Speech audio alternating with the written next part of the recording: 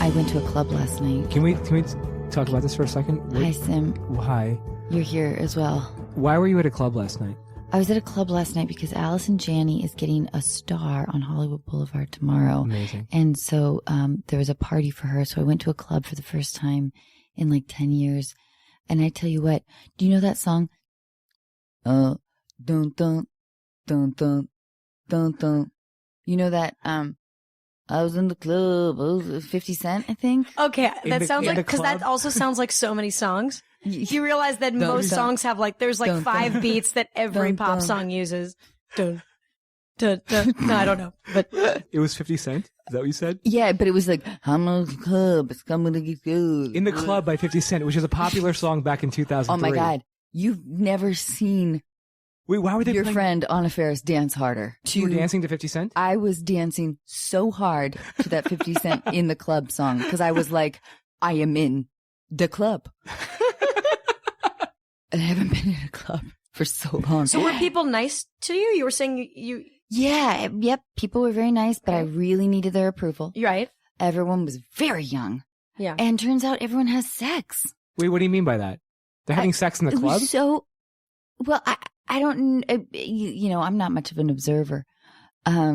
Yes, you are. Not really. You know that. I couldn't tell you what color shirt you're wearing right now. Well, describe the atmosphere. There was a point around 2 a.m. because I was out till almost 3, which is so unlike So me. you're usually in bed by 8:30. I know. I know. And that's because I like to go to the clubs earlier. Well, it's like the early bird special at the club. But what was different about this club experience as opposed to the ones when you were... At like 2 a.m, I remember looking around, being like, calling the Uber and looking around and seeing all these incredibly hot people making out. It was like everyone coupled off and it was packed, but it was shocking to me that it seemed like everyone found a partner. And it was like a weird, like do-si-do thing, like I don't know. And everyone was just like, But the club was rented out for a private party. well, theoretically? yes. I like how specific you get. At 11 p.m., they opened up the doors to everybody. The public. Ah, all right. Oh, got it. So it's not like it was Allison's friends. Right, That all she has making like a out. bunch. Okay, got it. No. At 11, the young folk came in, and man, they're hot, and they just hook up. Yeah. What's wrong with me? I'm amazed at the clothes. I mean, you see them lining up on Hollywood Boulevard. Their dresses are so shirts. They're not dresses. They're so short, and their heels are so tall. And I just look at them, and I get cold. I can't concentrate. Like when I see that in the club, I get freezing looking at them. You mean because you're like, I feel they're cold for you. I feel like they're cold. I feel like, why don't I have that kind of body confidence? Like where did I miss out on like why am I not comfortable showing my ass? Well, you're Maybe I am. Well, I mean, also you're an actor who's in film and on television, so there's a certain like self-aware self-consciousness that comes with that. True. But even, when I was in college or whatever, like I didn't, I went through like a period where I dressed kind of promiscuously, but I was never comfortable with, like, I was always incredibly aware of I don't know, showing my body and sort of feeling. That seems like a personality type. I'm kind of the same.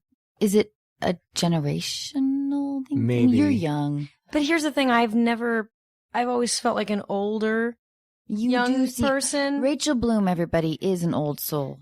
I can tell. And here she's going to talk in her old person soul. I'm going to talk like this. This is how old people sound to me. I don't know what voice this is. Bill Cosby. It sounded like Bill Cosby. Oh, no. Remember when we could do Bill Cosby impressions and it was fine? It was okay, but you can't do that anymore. You can't do that anymore. Nope. Oh, hey, Rachel Bloom. Hi, Amy. Amy's here. Hi, Amy. My girlfriend, Amy. Hi, nice to meet you. Nice to meet you. I'm such a big fan. Oh my, I've heard. She is a huge fan. Also, congratulations on something cool just happened. Yeah, she well, I don't know if I can say this on the air yet. Can I? She's about to become a United States attorney, a federal prosecutor, a very, very elite position. So that's so she's going to impressive. be putting away major bad guys. Like the Wall Streeters, yes, right? Hopefully. We'll see. Just the really bad people. But not me. No, you're not a bad person. I am kind of bad. No, you're not. Oh, listen. Here, Amy, do you want some of this? Do you want some wine? I'm not drinking. Have some wine. Where'd you go to law school? UCLA. Nice. Proceed. Okay, so everyone, dear listeners, our sweet guest today is Rachel Bloom, who is brilliant. She is a producer, a writer, and an actress and a singer, and a pet lover, and I'm gonna go with a Sagittarian because that's what I am. Close. And I don't know why. No, I'm an Aries, but I feel like Sagittarius and Aries are adjacent. Hell yeah! Are you a Sagittarian? I'm a Sag. I don't even know where to go from there. You know, one of Chris's early pickup lines with me was, he walked me to my apartment door one time and he said, "So I'm a Gemini and you're a Sagittarius, and I think those are the most compatible signs." And I was like, "Oh my God." You have to be fucking kidding me. You've probably already talked about this, but how did you guys meet? We were cast in this as boyfriend and girlfriend in the same movie of course it's the same movie. We were cast as boyfriend and girlfriend in different movies. But Experimental. It was called Take Me Home Tonight, and we both grew up, though we didn't meet until LA, but we both grew up like 15 minutes away from each other. So because I remember seeing your Top Chef episode. Yes, in Washington. That was such a fun episode. Oh my God. That was a fucking crazy evening. So how good was the food? It was really fucking good. It was really good. It really, really was. And when they pressed us to like critique it, I felt so guilty. Like, I don't have anything to say. It was all so fucking amazing. And, but they kept sort of pressing us, but like, okay, but what were your like top 3, like, you know, and I felt so terrible because I didn't want to critique anybody. Yeah. So nothing was horrible. No, it blew my mind. I've been a big fan of the show, but I was really blown away by how amazing the food was. It was a crazy night though, because our families were wasted and there was like shit thrown over. Like, I don't know. I don't think we're going to get invited back to. No? I don't know. It was if you do get invited back, that's one of my favorite shows, so I would love to be there. So if you can take me with you. Sam. Okay. I knew that was. But it's funny, you watch that show and the way the judges talk about the food, you're like, are they eating dog shit? They're like, this is inedible. And it's so nice to hear you see how that everyone's clearly very qualified and expert. It's like, I don't think they're making dog shit. I just don't. I'm sure we would love it. I'm sure whatever they make, we would be like, this is incredible. Oh, it really was. I couldn't believe that we had to like, somebody had to like pick a winner or something. I don't know. It was every dish was so fucking good. But yeah, we probably won't get back invited because there was, listen, we were at a glass museum in Seattle with my wasted family. Okay. So here are the questions I want to ask you. Oh, great. Rachel. Well, I kind of, should we get into serious stuff right now or should we go to? No, let's go to fun stuff. Okay. We'll go to fun stuff. I mean, I'm always down. I can go from serious to fun. I can be talking about cancer and then clowns in 3 seconds. I do it. Cancer clowns. There, I did it. That was pretty good. Yeah. There was nothing that was a conjuncture. Amy, will you help me? A conjunction. A conjunction. And I only remember that because of the Schoolhouse Rock song. Conjunction, junction. What's your hooking up phrases and making them function? That's how I still remember the word conjunction. It's good. That was your first question, right? How do you remember the word conjunction? Well, wait, what do you mean by serious stuff? I don't understand what you mean by that. Some of these talking points at the top. Yeah, here. Let's talk about it. I'm right. curious. Yeah. Fine. Okay. He's so Mom, Dad, don't fight.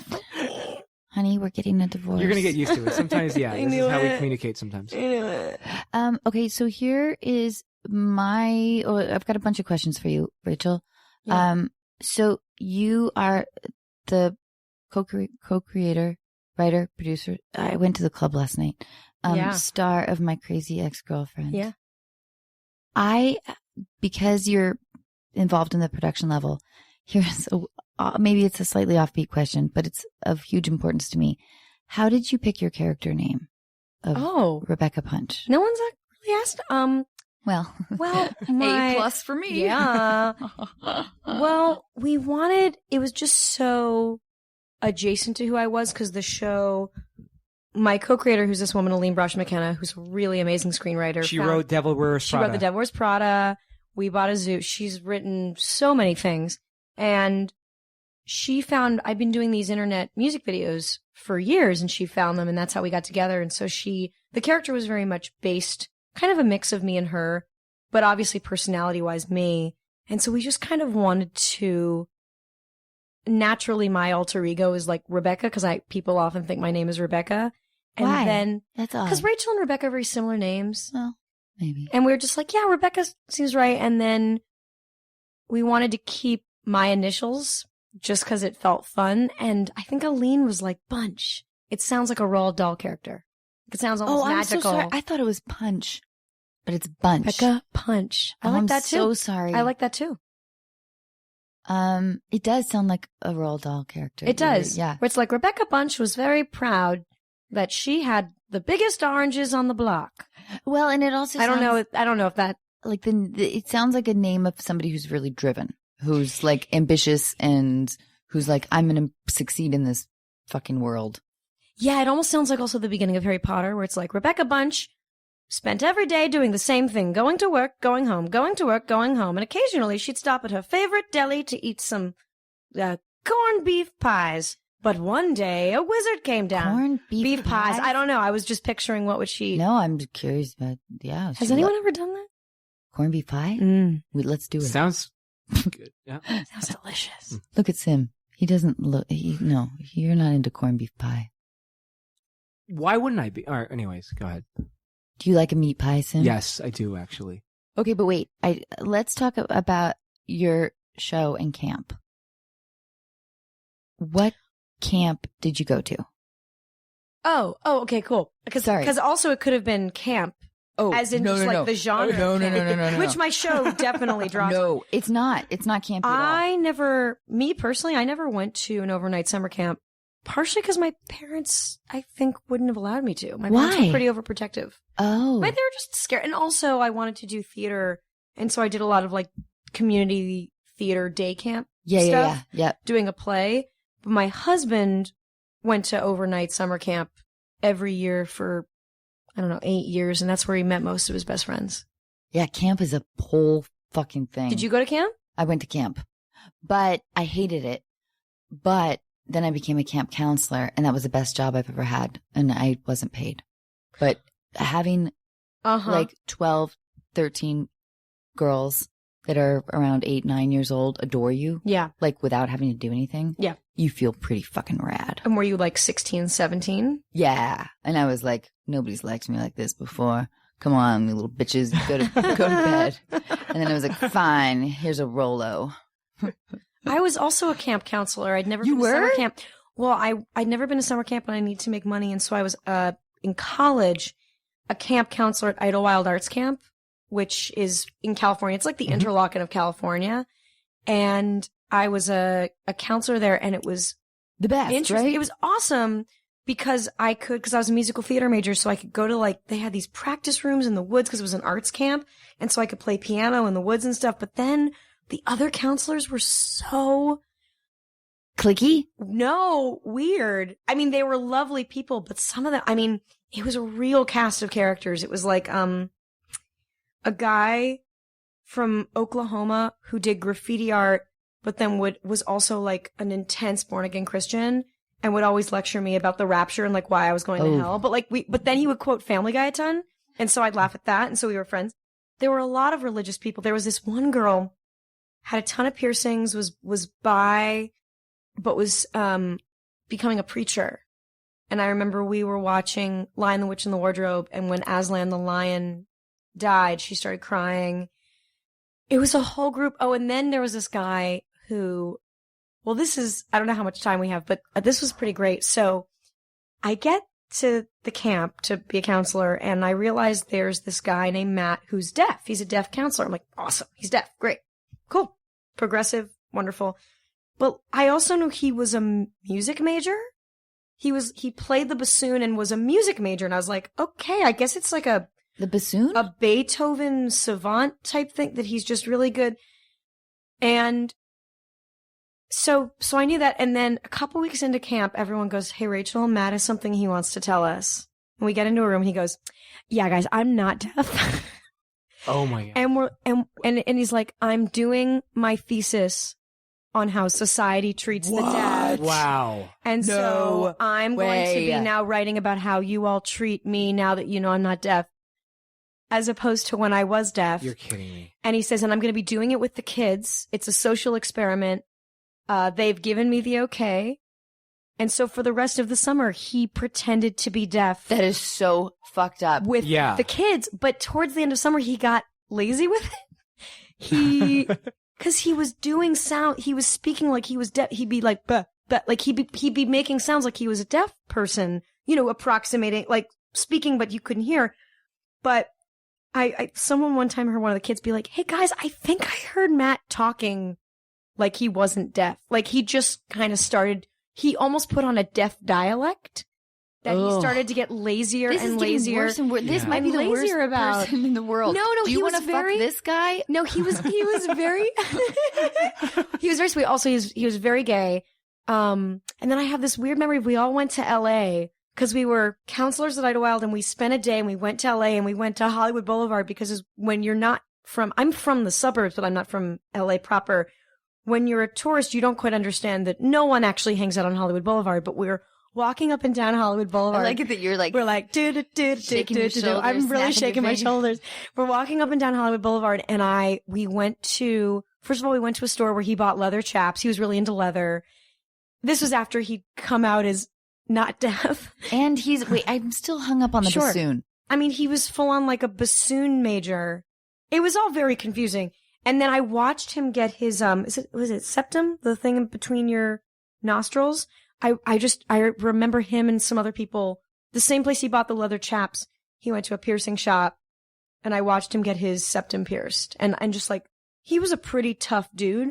I think he was probably what some would categorize as a bear. And I watched his eyes involuntarily tear up. It was a weird summer. I kind of want him in my life now. I'm, God, what's his last Do you know, I used to go to fraternities in college. Sim, I don't know if you know this about me. No. And because I looked young, and not in a hot way, but just young, just like in a stupid way. And, like in a headgear way. You were wearing headgear in college? No, but I had just gotten out of it. Oh, So just post Yeah. headgear. okay. I know that euphoria. Yeah. And I would go to fraternities and I would tell people I would go to these parties. And I told you this before. Maybe. We'll keep going. Anyway, I would say that I was the little sister of a tridelt, that I was 15. Because my whole social experiment was like, are these dudes going to try to fuck me? Knowing that I'm maybe So wait, 15. what happened then? What Yeah, dudes would be like, and I'd be like, more beer, please. Would they make a pass? Yeah. Really? And then would eventually, when you got in the bedroom, would you be like, psych, I'm 18 and I'm arresting you? No, I would just run away. I Oh, just would run back to my dorm. It never actually got that far. It was just my weird social experiment where I was like, I'm going to be a little sister of a tridelt. So it was almost like, it's like half the premise of Dexter, where you'd lure bad guys, but instead of saran wrapping them and killing them, you just run away. Run away. You're like, I can't. Back to my dorm.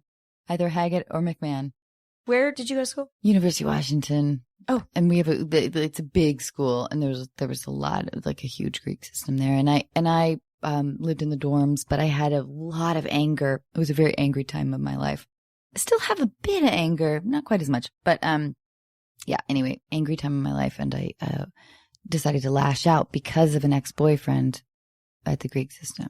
Because yes, my Josh on your show was my ex, and I went to school to University of Washington for him, and he joined a fraternity, and then he immediately broke up with me, and I was like, vengeance is mine. Oh, so then it was like, I'm going to take this weird kind of like vengeance on the whole frat system. Yes. But then you couldn't go through with it, like Exactly. actually taking up.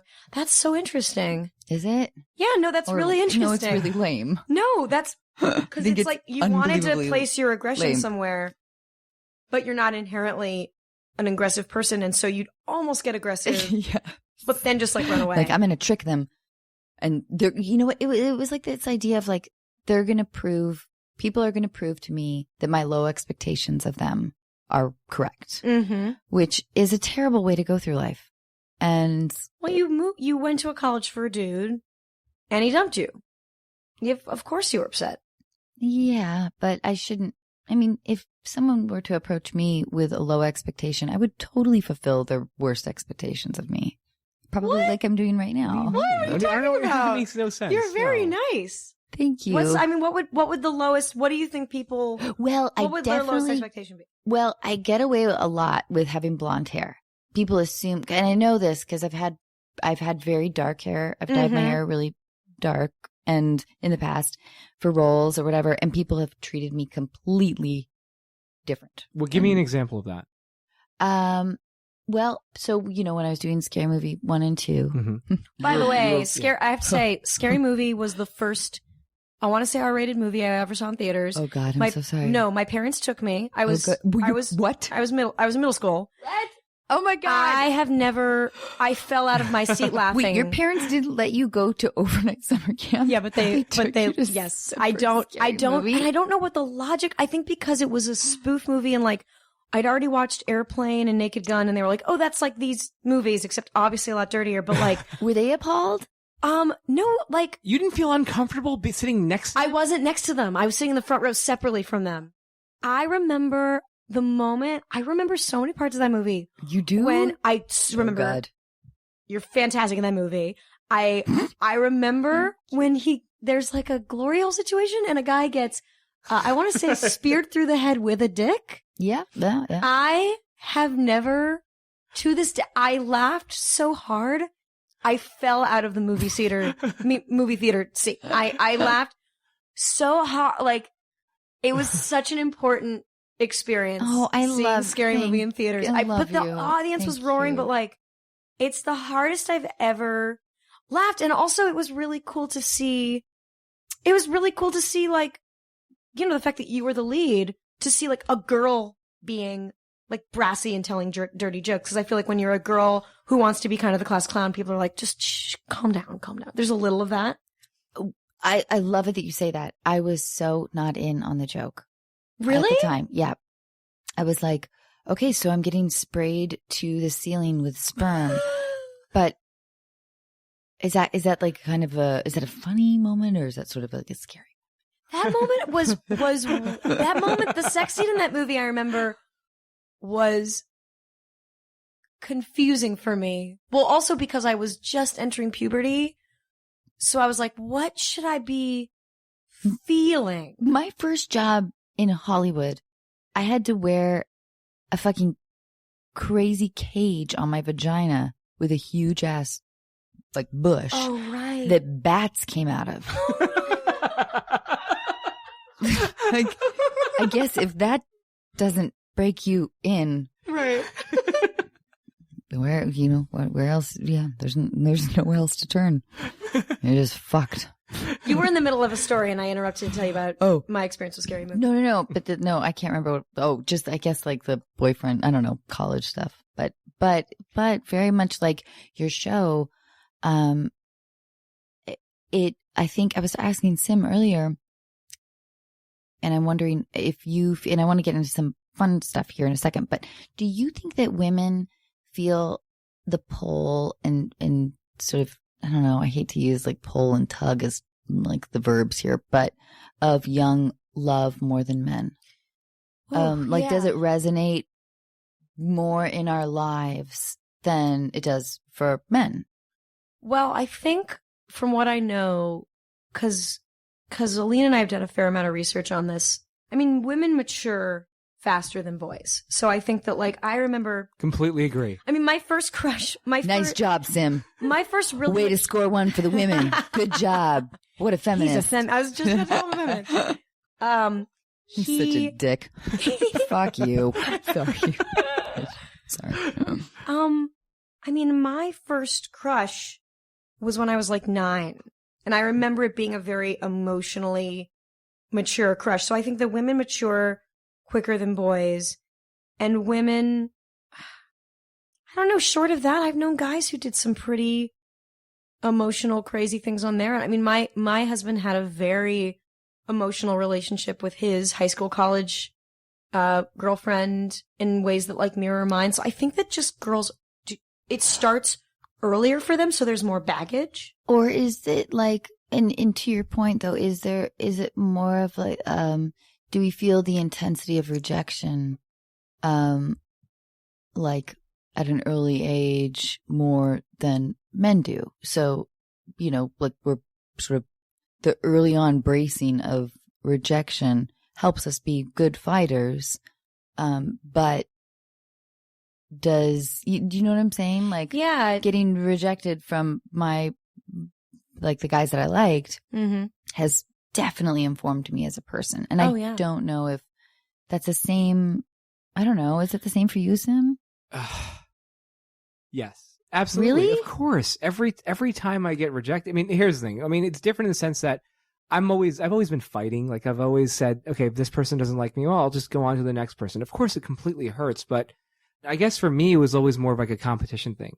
Well, that's the thing, is that I wonder if it's more of, because I think that at least I internalized the rejection more than, let's say, you know, Chris or, you know, my previous relationships.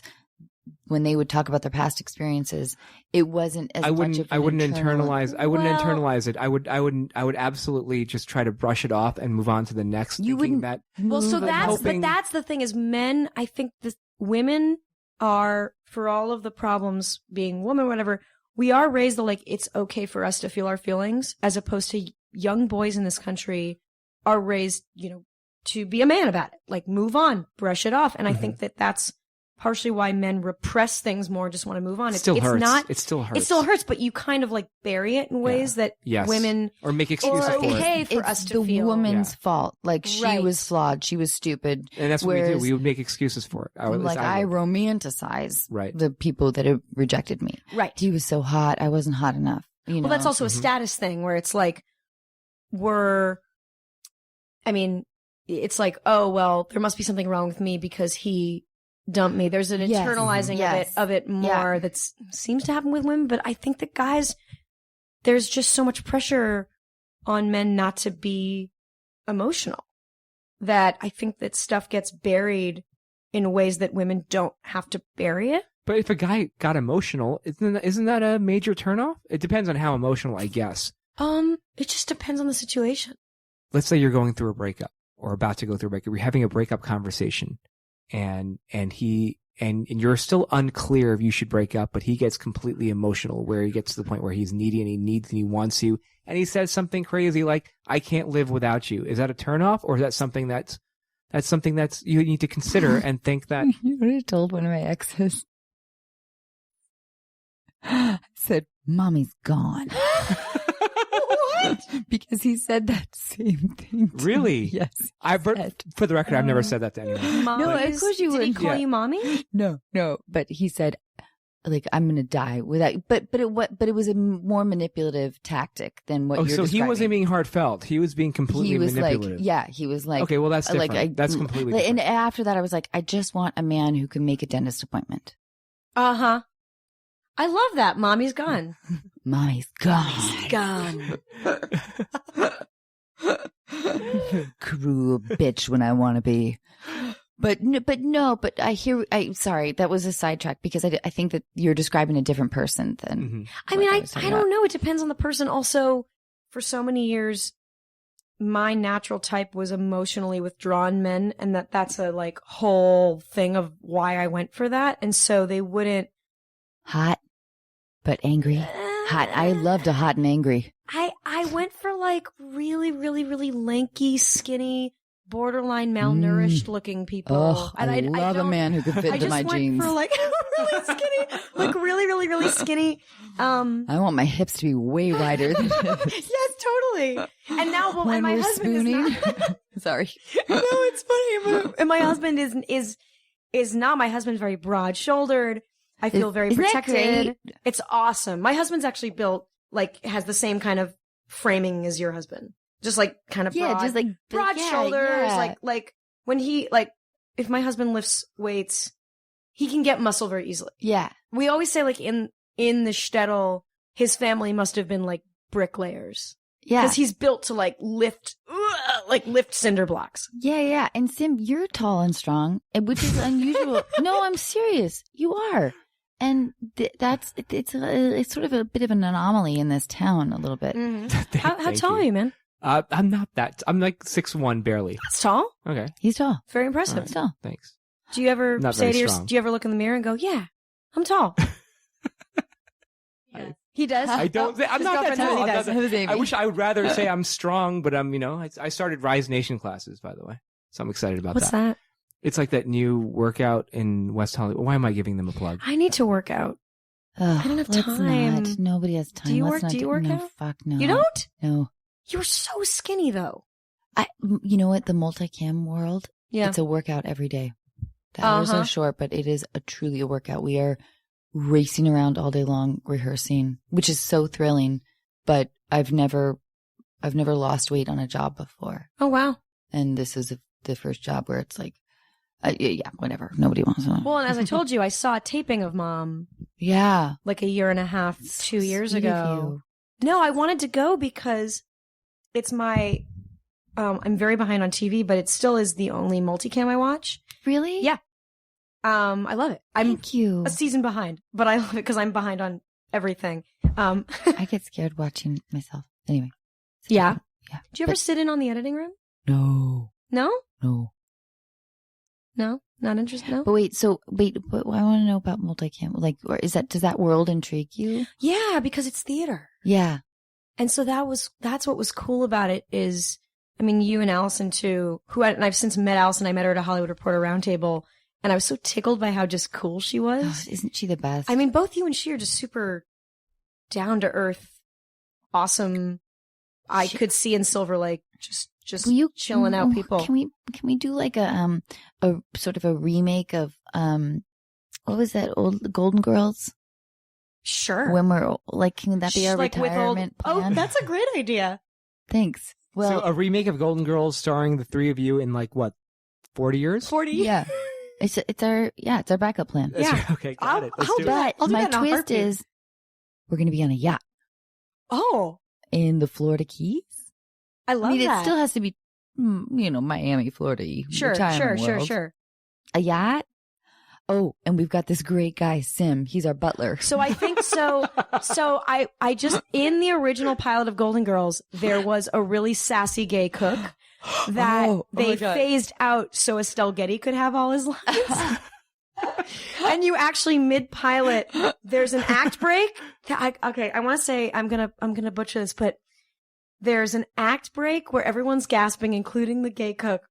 And when you get back from the act break, Rue McClanahan's hair has changed.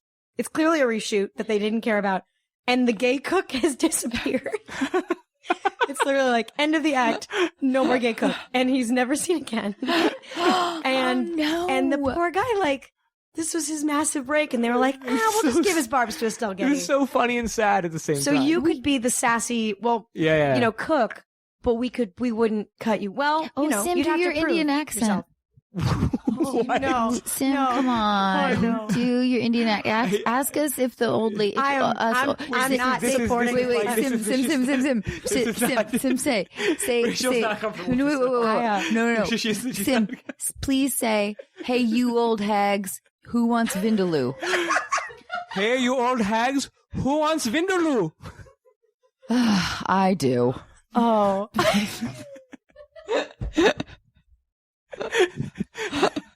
I don't think I've ever been more. You've never been on a racist podcast offensive, before? right? Conflicted by I laughing. know. Because I have to say, that was charming. Was it? It was really charming. Well, we get away with the accent when he insults us. Hey, you old hags, who wants Vindaloo? Oh, God. But that sounds like a line that I think my character would say. Yeah. I mean, it really does. Right. Yeah. Oh man. Can you also say, Oh no. Oh no. you're giving us a dance lesson. What? And just say like all you have to do is pretend to undo. Would you like to learn how to dance? Yes, but then okay, describe what to do, but then say, oh, but you old hags, I know you can't change a light bulb anyway. Okay. Okay. Very simple. Okay. Put your arms up like you're screwing 2 light bulbs in. Let's do it. Let's screw the light bulbs in. Now shake your head. Screw the light bulbs in, everybody. Now move your shoulders. Oh, you old hags can't do it. You old hags can't screw light bulbs. Did you guys pre-write this? Because this is just really working. This is so offensive.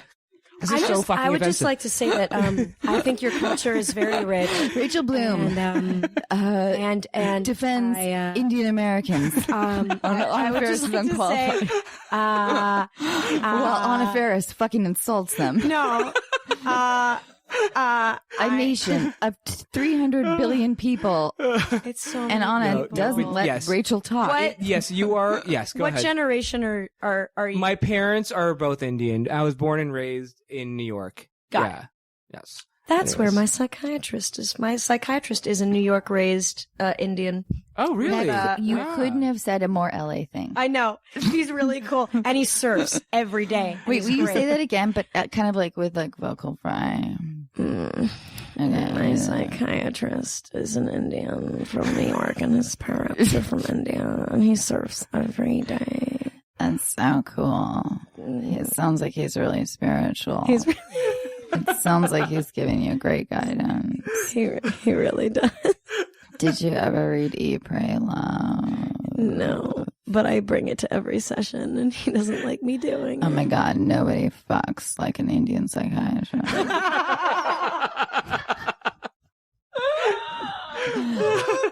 Oh my God, I hope he hears this, and it'll be very, very awkward.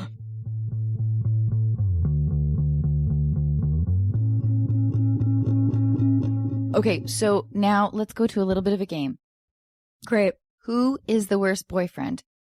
Cal Hockley from Titanic Oh, Billy Zane's or character. Justin Bieber?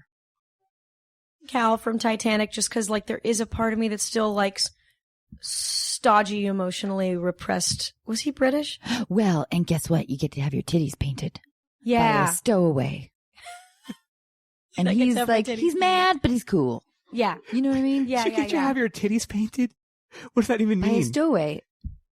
But she doesn't paint her titties. No, but he's It's cool. the whole He's- kit and caboodle. He's If you're mad, dating but he's him, cool with it. You know what I mean? He still like wants her back or whatever. Oh, okay. You I know think you what meant I'm like, talking okay, I'm thinking of like the painting for some. Oh, I'm thinking of some. No, remember when Kate Winslet gets her titties painted by Leonardo DiCaprio? Leonardo DiCaprio does not paint her titties. yeah, he does. Yeah, No, he doesn't. He sketches her naked body. He made Yeah. he does a painting, like a nude a portrait painting painting, of whatever. her titties. Oh, you're Right. right. I don't think she was saying that he literally physically paints. That's on what I her meant. breast. Like Sports Illustrated models have their whole. Literal interesting. Sim Bikinis. is what we call him. Hey Sim, man. will Yes. will you say in an Indian accent? I am so literal. I am so literal. I did not know that. I thought that he was actually painting her titties. I just want to say, for all of the think pieces that are about to be written on this podcast, I just want to say I was It's never okay. requesting It's okay. him to I'm do. Indian. It's okay. It's- It's fine. It's all right. You have nothing to worry about. It's all me. But Oh, yeah, no, I'm God. so with you though, Cal, Yeah. for sure. Yeah. Sim, would that be your choice, or do you want the Beeb? Well, I think Cal's a complete asshole. He's Sure. a complete dick, and he's controlling, Yeah, and he's manipulative, and yeah. But you like that? but yeah, Okay. All right. don't you guys? Yeah, there's something. I go for the stoic, proper man who Yeah, smokes a pipe. and he, we're in traveling first class. Okay, on let the me ask you this: greatest ship that Who should Kate has Winslet? ever been built? Who should Kate Winslet have picked? Justin Bieber? No. Between Leo and Billy Zane, which one? Billy. Oh, interesting. You would have picked Billy over Leo? Listen, Well, it wouldn't have been a choice if she was ever deciding between the two of them. It wouldn't have been She was openly disgusted by Billy Zane. Did she have her own money? No, that's the whole thing, is they were poor. And her mother says, do you want me to have to become a seamstress? This guy's rich. We're women. This is what we do. It was for money. I forgot that. And then he wanted, and then the whole movie he kept trying to get her to have sex with him. So Billy. Yep. Oh, wow. Okay. All right. So Strategic. All right. Well, I'm a whore. Haven't we all known this? I did fucking Scary Movie. But actually, the most satisfying part of my favorite rainy day movie, Overboard, is when you find out at the very end that it's all hers. All the money is hers. Oh, right. That's your favorite part? Of course. Sim, I'm greedy. You know, Yes, you've known me. Yeah, no, we all are. We all are. Yeah. Well, we live in LA. Yeah. Mm-hmm. Mm-hmm. Yeah. Greedy. Yeah. While trying to be creative. You know, don't we want it all? Can we ever have it? Okay, so now Kim Jong-un or King Joffrey?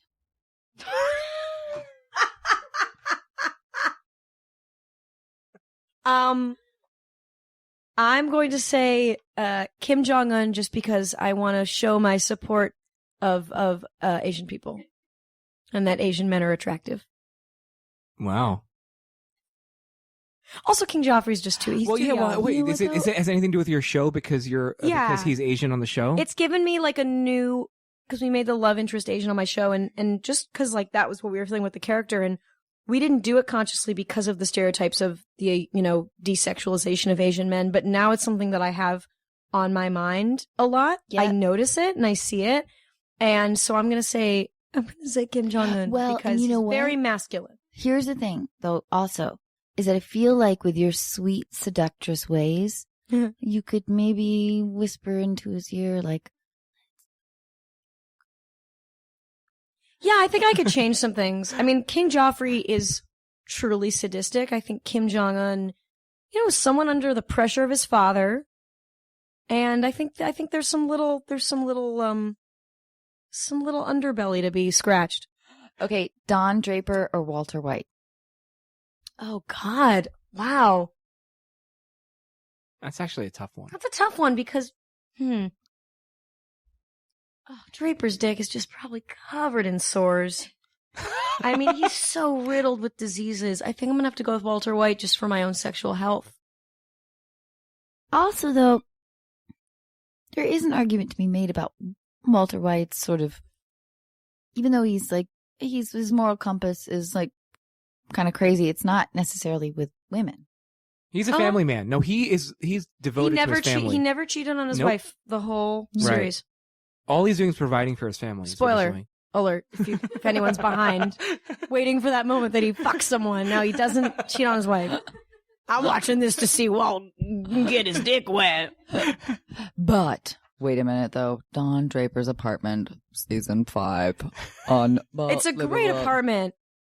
Yeah. And He's gonna cheat on you. You know that.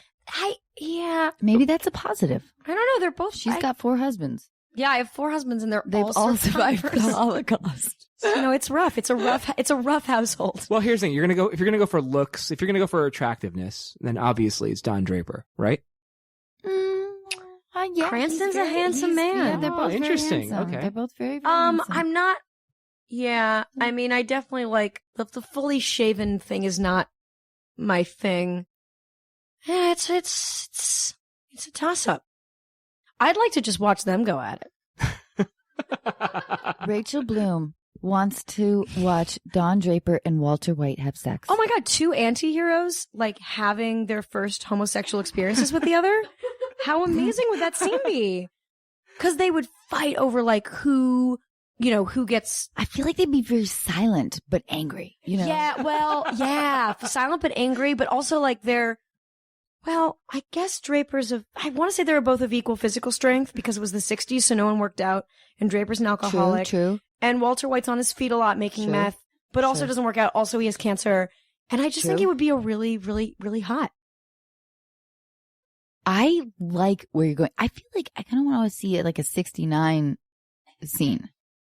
interesting. So Because that I wouldn't want 'cause- one to be on top, one to be well, I like, think you know what I mean? the Like, interesting thing I is that wanna they would judge- be fighting who gets to be the penetrator and the penetrated, and they would both have cases for why. But it would then be interesting to see who acquiesces and is like, you know what, and then they enjoy it and they're like, oh my god, this is great. I've never felt my prostate before. So wait, you're as a producer, you're Yeah. not on board with the 69? Well, or? I think it's an interesting. I think it's the conclusion they'd come to, literally, the conclusion they'd come to, because it's an equal power balance. Yes, I like this. Side note: I really have to pee. Can I pee? Yes, Because I've been drinking. Why don't we do this? Why don't we take a break? Take a 5. A 5-minute break. I'm just gonna be. Totally. I'm so sorry. Oh my god.